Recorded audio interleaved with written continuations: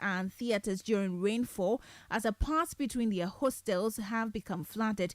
If constructed, the bridge will help students living in hostels at Ayensu and parts of Kwapro reach the Sandwich Lecture Theatre easily without incurring extra costs. And now, to mitigate this issue, authorities have placed blocks and wooden planks along the path, but students report that these temporary measures are often submerged when water levels rise, hence the need for a permanent solution. The Water and Sanitation Chair of the Students' Representative Council at the UCC, Julius Korte, has been speaking to City News about the situation. We want to go and suggest to them that why is it that they don't construct a correct bridge adapt to it so that students can use it. Because it's like every time when it's flooded, the police governments and students are not able to pass that. So that's what we are going to tell them. You heard Julius Korte. He's the Water and Sanitation Chair of the Students' Representative Council at the University of Cape Coast. Now, the National Service Personnel Association, NASPA, is denying claims that it has declared a strike for all personnel. This follows a statement from a group called Concerned NSS Personnel Association of Ghana, which announced a strike due to challenges stemming from unpaid allowances. However, in an interview with Citi News, the president of NASPA, Gideon Osei, is urging the public to disregard the statement from the Concerned NSS Personnel Association of Ghana, stating that they are not a recognized organization. He assured personnel of NASPA commitment to addressing all their concerns.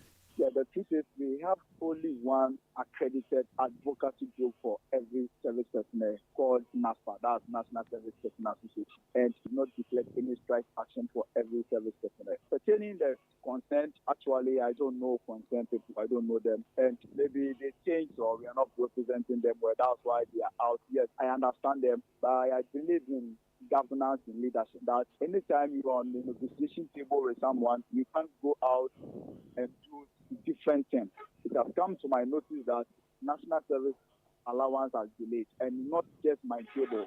I am also a testament, and we are all in the country. We know that the allowance has delayed. So it was tabled before management, and management called national executive for us to have discussion. I would like every service personnel to understand that National Service Personnel Association, NASPA, we are working relentlessly to address their issues, and we promise them anytime there is challenge, they should call us or they should write to our email, and we are going to make sure subsequent months coming, the allowance is not going to delay, and it will come every month.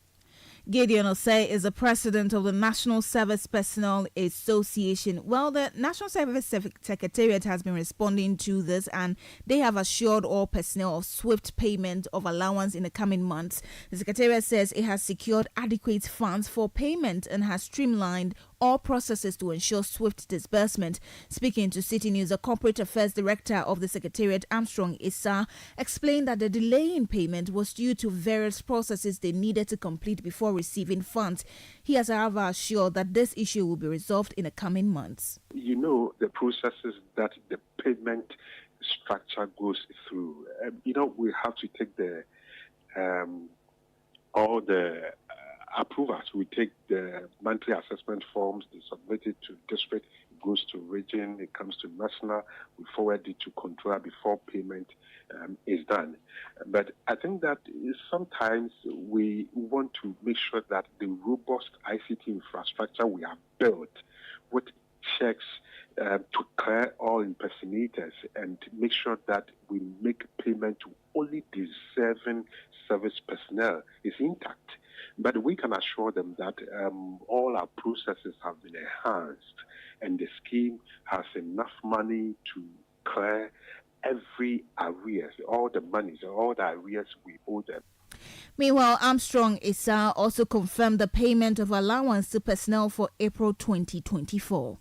Yes, I can confirm that to you, that management of the National Service Scheme has paid the allowance for the month of April. And as we speak today, you can verify from the service personnel that a lot of them, almost all of them, have received notification indicating that money have arrived or have been lodged in their Newsroom account. So we've done that.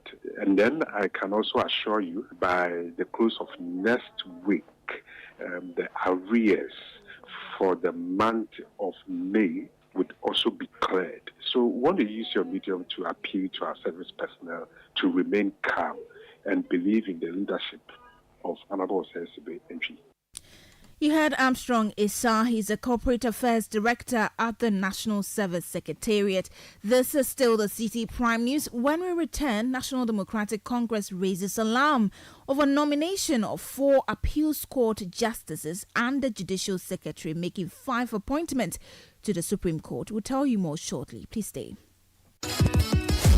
Is your essay ready? Have you already submitted it? In 2024, who will be crowned the new champion? We're getting closer and closer to the deadline for submission. As a JHS student, don't miss out on the opportunity to win a whopping 10,000 Ghana cedis and an entire year of bragging rights for being the very best JHS student in Ghana. Additionally, you get to have your voice and thoughts heard nationwide as you contribute to national discourse. Here's how to join the Literacy Challenge 2024. In not less than 600 words, write about the role of the youth in shaping the future of Ghana. What changes would you like to see, and how can young people contribute to making them happen? Scripts must be in your own handwriting. Script must be endorsed by a parent. Add your full contact details. Deadline Saturday the 13th of July 2024. Submit entries to the front desk of Channel 1 TV in Tesano or 97.3 Citi FM in Adabraka, or send it to PO Box GP 14123 Accra Central. For inquiries, call 0205 973 973. The Literacy Challenge 2024 is powered by Citi FM, supported by Channel 1 TV, and is sponsored by Ghana National Gas Company, Alive Soap. Feel fresh, feel alive. From the house of Wilma Africa Limited. Fortune spread for bread. Yummy, delicious, always on point. Another quality product from Wilma Africa Limited. Ruby Biscuits by M4 Foods and Perspectives Ghana Limited.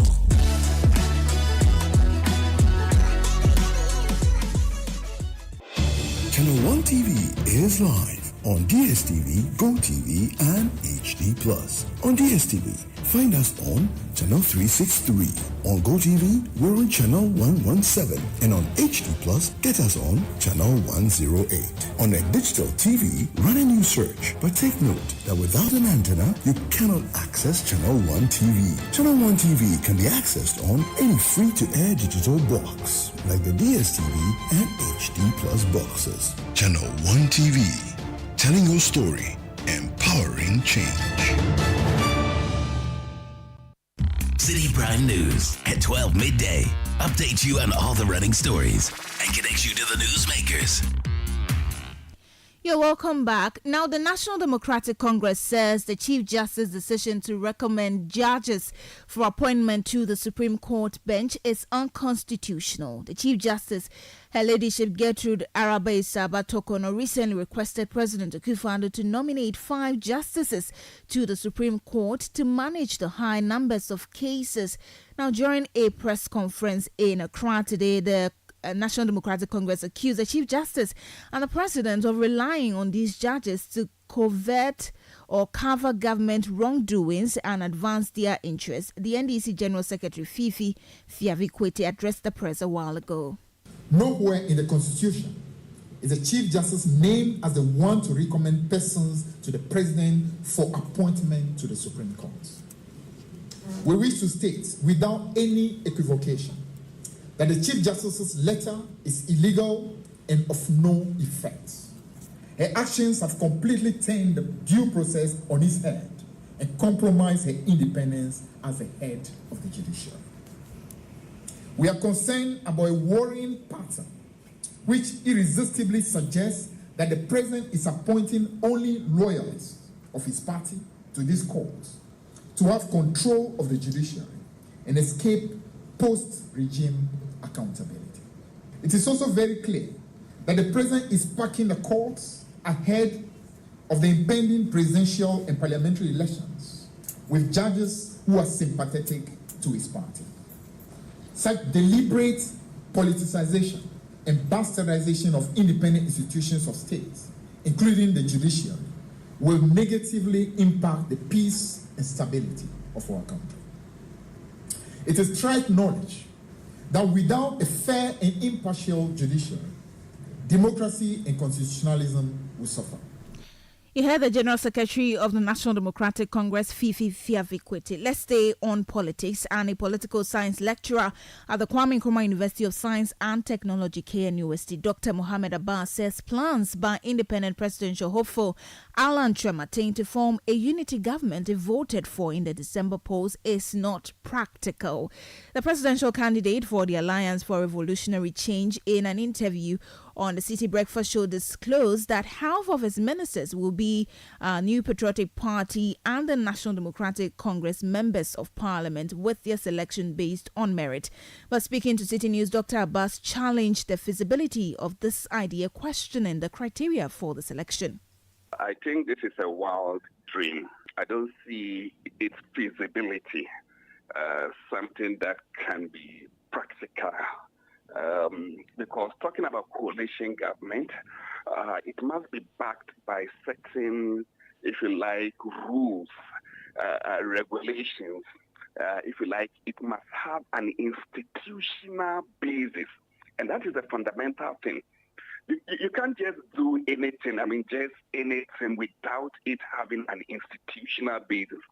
And when we talk of institution, here we are talking about certain well-defined rules and regulations, which is not just brought about by only one person, but by a group. And for that matter, well orchestrated with a defined objective and a clearly defined path or ways of achieving it. Well, what is the criteria for the determination of that merit? On what basis is the advertisement for recruitment of the competent people into his government going to be? You heard Dr. Mohammed Abbas. He's a political science lecturer at the Kwame Nkrumah University of Science and Technology.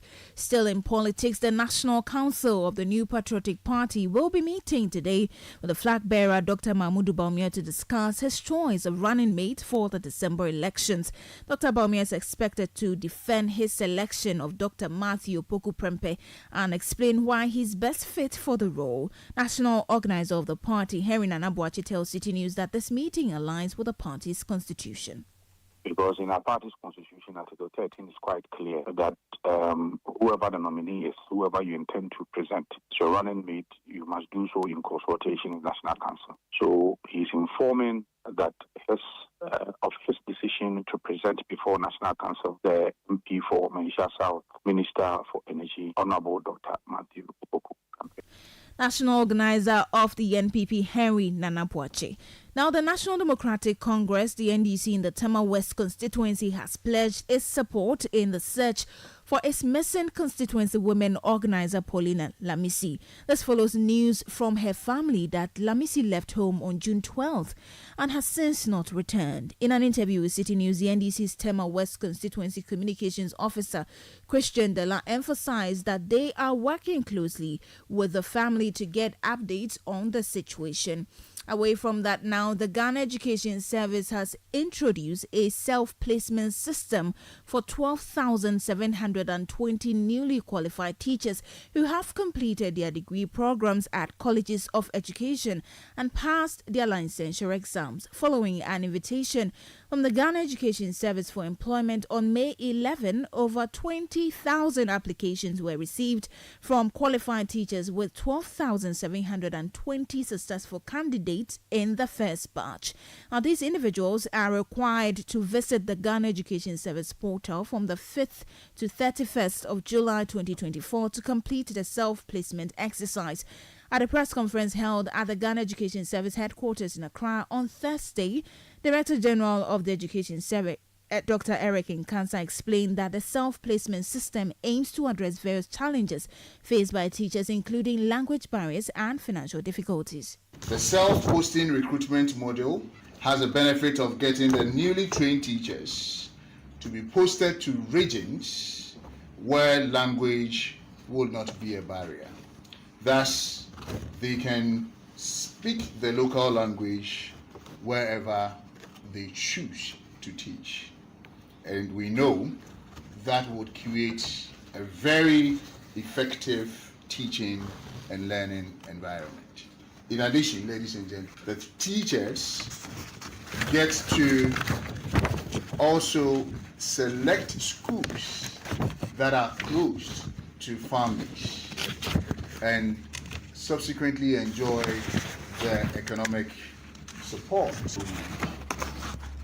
The steps that they need to follow to be able to access the platform and also to select the school of their choice. It's that when they visit the GES promotions platform, the same platform they use in the application. You heard the Director General of the Ghana Education Service, Dr. Eric Nkansa.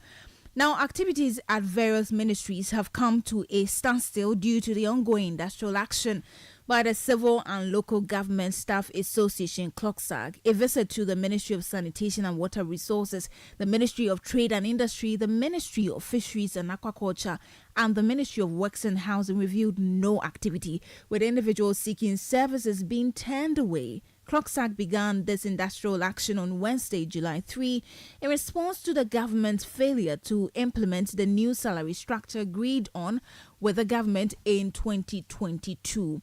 Meanwhile, in the Ashanti region, the strike is biting hard as the industrial action enters its second day. The action by the aggrieved workers follows what they describe as a government failure to implement the approved salaries for them over a year ago. At the Asokwa Municipal Assembly, for instance, the CLOGSAG executives say they are present to ensure compliance by their members as they have locked the offices. Dixon Frimpong is a CLOGSAG chairman for Asokwa Municipal. Our strike is really going on very well for us. Our members are complying.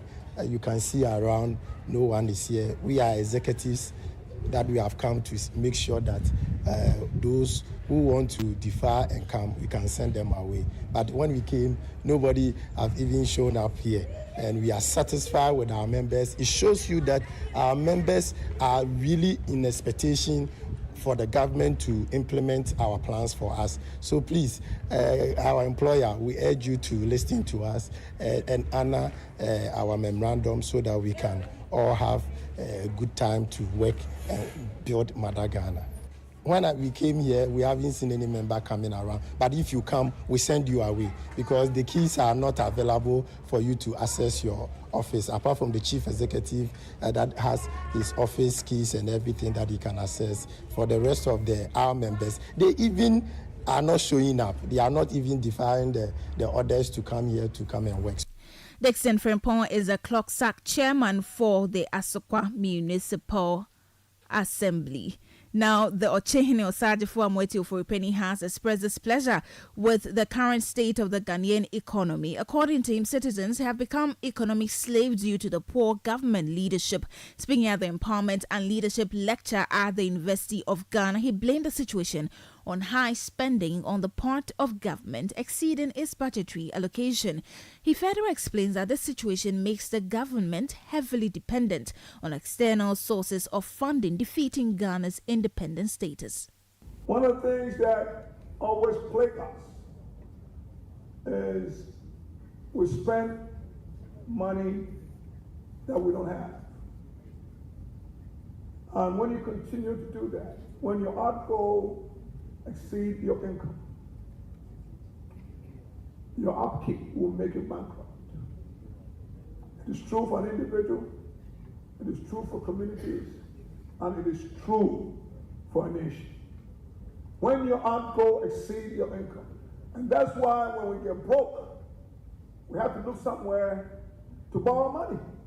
And I don't blame the government for looking to get money somewhere. But once you go for that money, in the book of Proverbs 22:7, it says clearly, the rich rules over the poor, and the borrower is a slave to the lender. In case you forgot, let me just give you some characteristics about a slave. We are economic slaves in our country. Slaves don't own property. Slaves are made to settle for less. You heard the Ochehene Osagyefo Amoati Ofori-Penny.